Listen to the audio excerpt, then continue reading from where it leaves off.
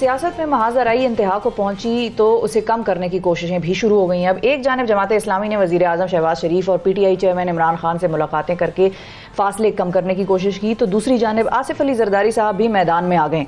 उन्होंने peoples party का एक वफ्द तरतीब दिया है जिसमें यूसुफ रजा गिलानी, नवीद कमर साहब, कमर जमान कायरा साहब शामिल हैं, और इस वफ्द ने PTI के साथ मुज़ाकरात की राह हमवार करने के लिए इत्तेहादी जमातों को रहनुमाओं से मुलाकातें शुरू कराने की कोशिशें शुरू कर दी हैं। और अब इस हवाले से आज जो है वो सुप्रीम कोर्ट में भी तमाम सियासी रहनुमाओं को बुलाया गया है। इस वक्त हमारे साथ शेख रशीद साहब मौजूद हैं, उनसे ज़रा मामला जानते हैं कि जी क्या हो रहा है। अस्सलाम वालेकुम शेख साहब।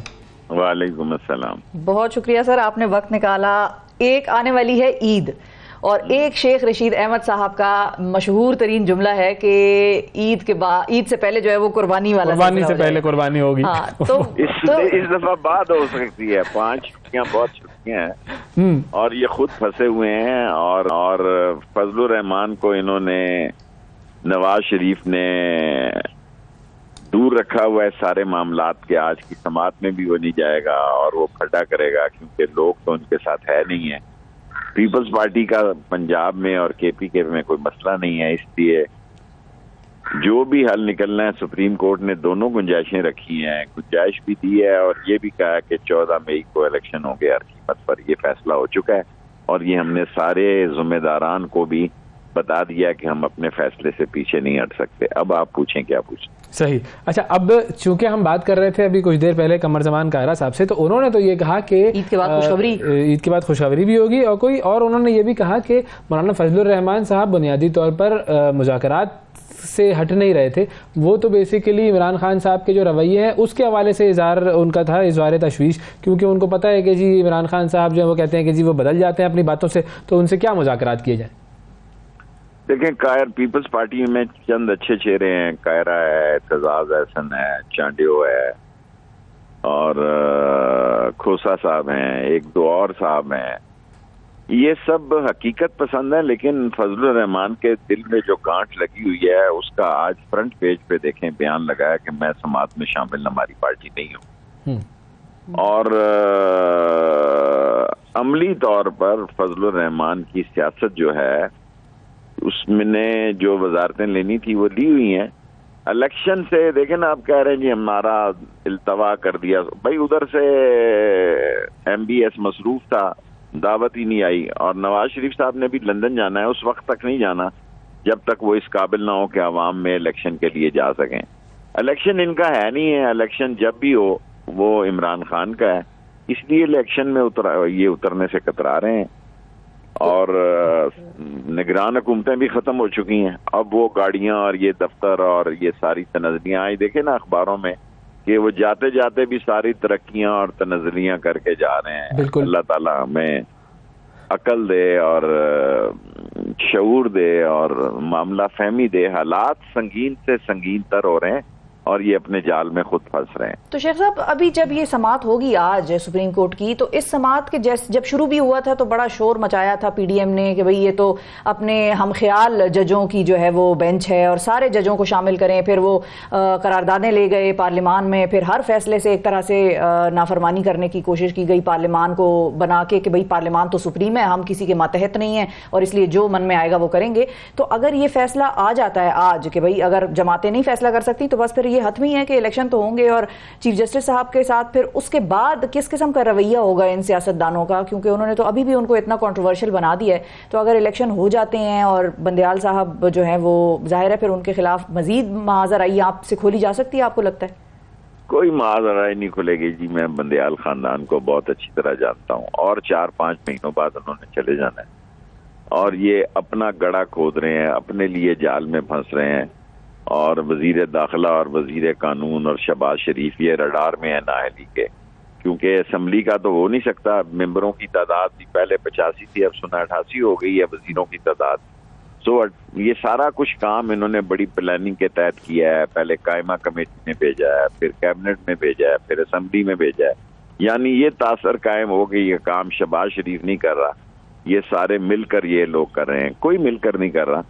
और अब देखें MQM और पीपल्स पार्टी और खालिद मक्सी साहब की कौन सी पार्टी के बाप, और ये एक अलहदा बात कर रहे हैं और इसका क्या नतीजा निकलता है? मेरा ख्याल तो डिलेइंग टैक्टिस है और आसिफ जरदारी डबल गेम खेल रहे हैं क्योंकि उसका इन दोनों सूबों में कोई इंटरेस्ट नहीं। लेकिन फिर इसका मतलब तो ये हुआ कि मुज़ाकरात में कुछ भी नहीं होगा, जो होगा सुप्रीम कोर्ट की तरफ से होगा। जो होगा, मेरी शेख रशीद की राय में अदलिया से ये टकराए हैं, जो होगा सुप्रीम कोर्ट से होगा। और अदलिया ने अपने आप को एक साबित किया है कि वो मुखलिस हैं और उन्होंने असूलों का, जमहूरियत का, आइन का, कानून का झंडा बुलंद रखा है और पूरी गुंजाइश दी है कि ये सियासतदान अपने मामले तय करें। लेकिन जब कीना परवर हो और जब दिल में चोर हो और अवाम में जाने की पोजीशन ना हो, तो फिर सियासतदान जो है वो अपनी मफाद की सियासत कर रहा है, पाकिस्तान की सियासत तो नहीं कर रहा। लेकिन जिस तरीके से अगर सुप्रीम कोर्ट कुछ ना कुछ ऐलान करता है कि चलें ठीक है जी, एक डेट दे दी जाए उसके ऊपर, अभी तो उन्होंने पहले तो वो पैसे जमा कराने की डेट भी बढ़ा दी है, तो इलेक्शन जो है उसकी भी कोई डेट अगर आ जाती है तो इस दौरान अब इमरान खान एक तरफ कहते हैं कि जी हमारे कारकुनों के सॉफ्टवेयर अपडेट किए जा रहे हैं, दूसरी तरफ जो है वो अभी अली जैदी साहब जो है उनको भी रिमांड पे लिया हुआ था, तो ये गिरफ्तारियां चलती रहेंगी, सॉफ्टवेयर अपडेट चलते रहेंगे, तो ऐसे में इलेक्शन कैसे होंगे?